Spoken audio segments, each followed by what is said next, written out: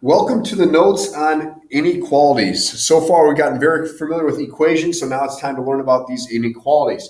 The only difference between an inequality is it has an inequality symbol in it. An equation has an equal sign. Equation has one solution. Inequality has many solutions. Many times it could be infinite solutions. So we're going to graph and solve inequalities and use interval notation. Now, this interval notation might be new to you guys. I'm pretty confident you guys might have been able to graph and solve these, but we'll talk about interval notation in a second here.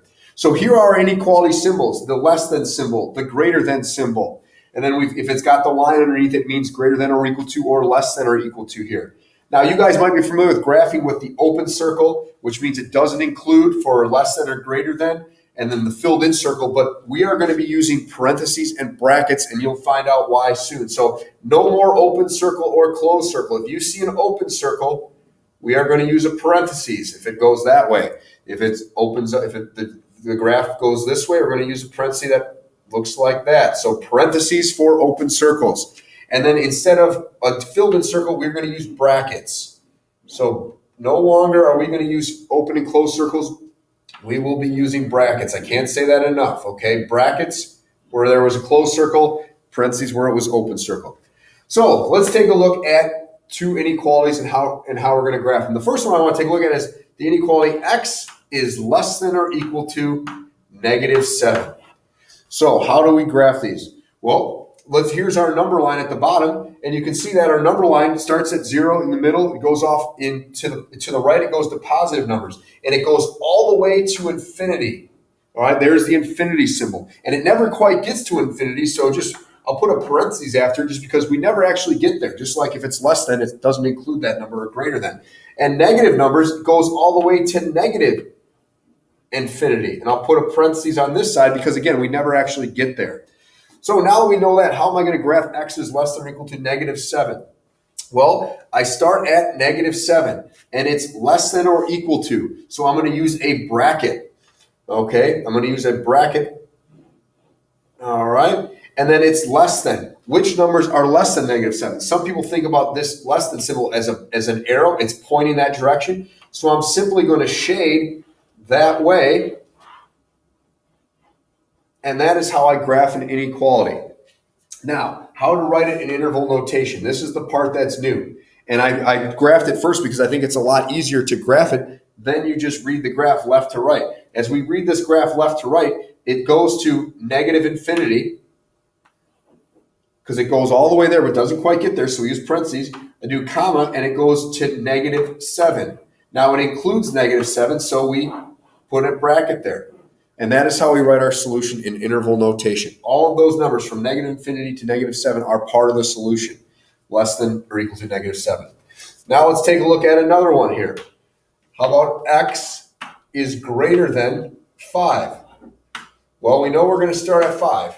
Okay, this time we're going to use a parentheses because it doesn't include 5.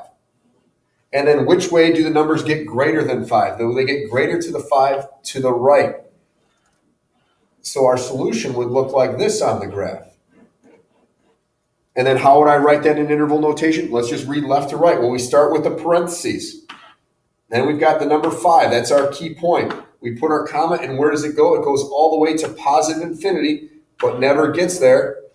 It doesn't include infinity, so we have a parentheses. That's how you graph an inequality and write it in interval notation. And again, when you graph these, it's always easier to have the variable on the left. With that being said, now let's take a look at one where the variable is not on the left. So if I have, here's my example, I have -1 is greater than x. So here you can see that x is on the right-hand side of this inequality. In my mind, it makes it much more difficult to graph. So what I recommend is always getting that variable on the left. Now to do that, I put my x over here. I'm going to put my -1. Now the big question is, do I keep the sign the same? Well, no. If you switch the order, you got to switch the sign. Notice that this sign is opening up to the 1. So when I rewrite it, I got to make sure it's still opening up to the -1. So if I switch the sides like that, I got to make sure to switch the sign. So I rewrite that first as x is less than -1. So notice I start as -1 is greater than x, and I flip the order. Now it's much easier to graph. I start at -1, it's less than, so I don't include -1. So it's going to be a parenthesis. And again, the arrow points which numbers are less than -1, this direction. So that's how I graph that. And then interval notation, let's practice it. It goes all the way to -infinity, comma, and then what's my key point? -1. It does not include -1, so more parentheses.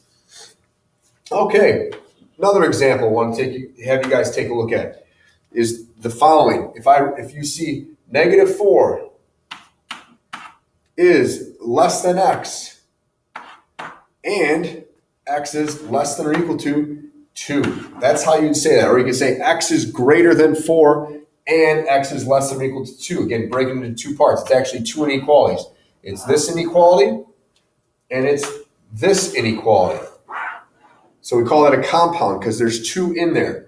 So, all right, how are we going to do it? Now, again, if it helps you to rewrite this one as x is greater than -4, so again, it helps you with the direction, that's fine too. And again, x is less than or equal to -2. So we're going to go to -4.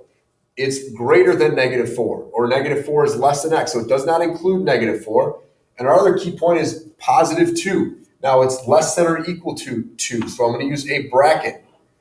And then I'm going to shade in just from here to here. Why here?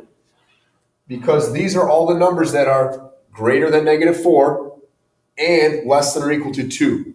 So that's a compound inequality. Those graphs are going to look a little different. Okay, one more example for you guys. Going a little long here, I apologize. Now, we are going to solve inequalities. So here's an example. X minus 6 is greater than or equal to -10. How do I solve inequalities? The cool part is, in this lesson, you solve an inequality exactly the same as you solve an equation. The only difference now is we have an inequality symbol instead of an equal sign. So if I was going to solve this equation, I would get x by itself. There's no like terms to combine, so I just add 6 to each side. I would get x greater than or equal to -10 plus 6 is -4. So there is my solution. All right, I just solved it. Now I need to graph it and write it in interval notation. So if I'm going to graph it, I come down to -4. It's greater than or equal to. So -4 here, it includes -4. It's greater than or equal to. Again, that arrow points to the right. You know, which numbers are greater than -4? To the right. So then I'm going to shade this way. And you can shade the whole graph or just a part. Doesn't matter to me. And then to write an interval notation, let's work left to right. So we start with a bracket. It's at -4. Where does it go to? It's going to go all the way to +infinity. Never gets there. So that is our answer in interval notation.